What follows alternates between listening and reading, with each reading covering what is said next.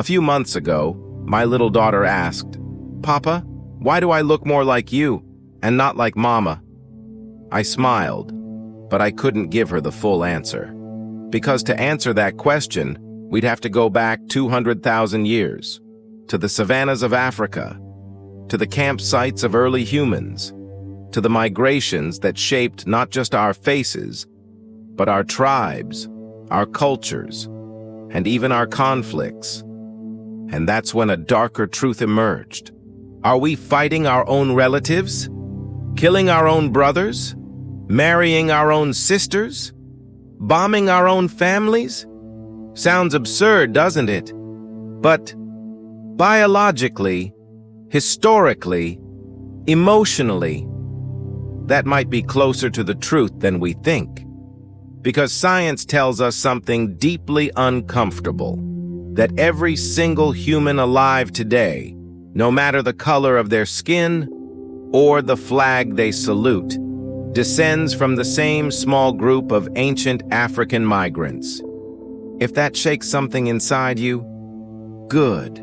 But if you're tempted to scroll away, if you'd rather close your eyes and forget this ever happened, you can leave now, because what comes next isn't easy.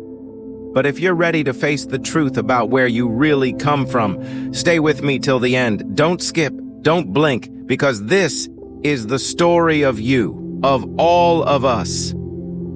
300,000 years ago, in the highlands of East Africa, a new species appeared, Homo sapiens, us.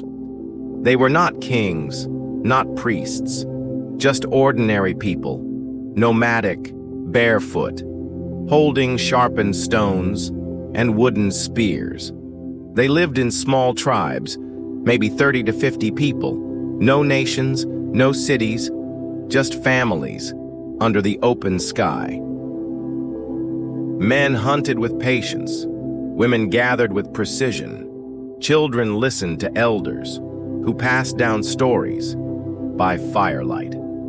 Their days were built on cooperation, not competition. Their society was largely equal. No rich, no poor. Just roles, just survival. And yet, they dreamed. They painted on rocks, buried their dead with shells and red ochre, believing, somehow, this life wasn't the end. It all began in Africa. From Ethiopia to Kenya to Tanzania, the land gave them food, water, meaning. But Earth is not always kind. Volcanoes erupted, skies darkened, rivers dried up, droughts gripped the land.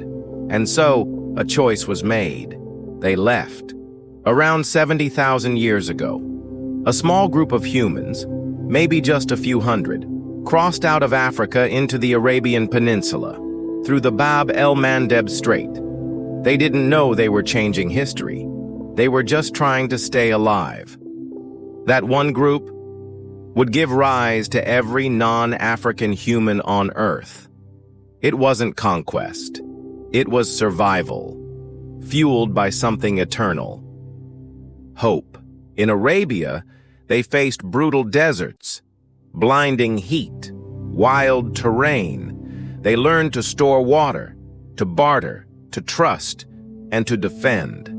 Waterholes became battlegrounds, and slowly, humans learned diplomacy and conflict.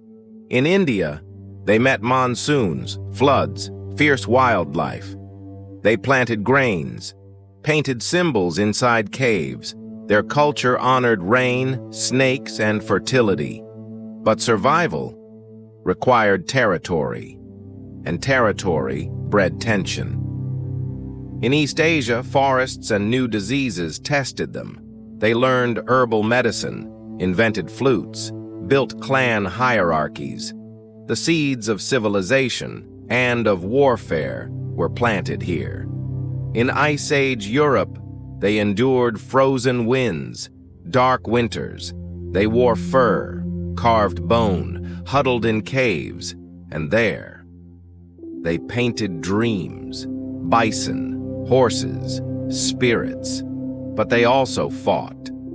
bones bear the marks of violence, humans hurting humans, the first signs of war.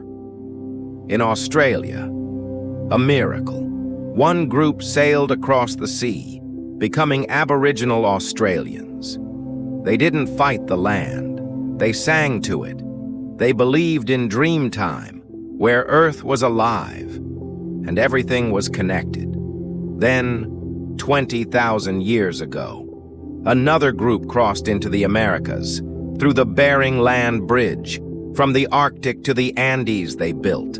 They farmed, they fought, they rose, and they fell. Why did we migrate? Not for greed, not for glory, but for water, for food, to escape drought, disease, and death.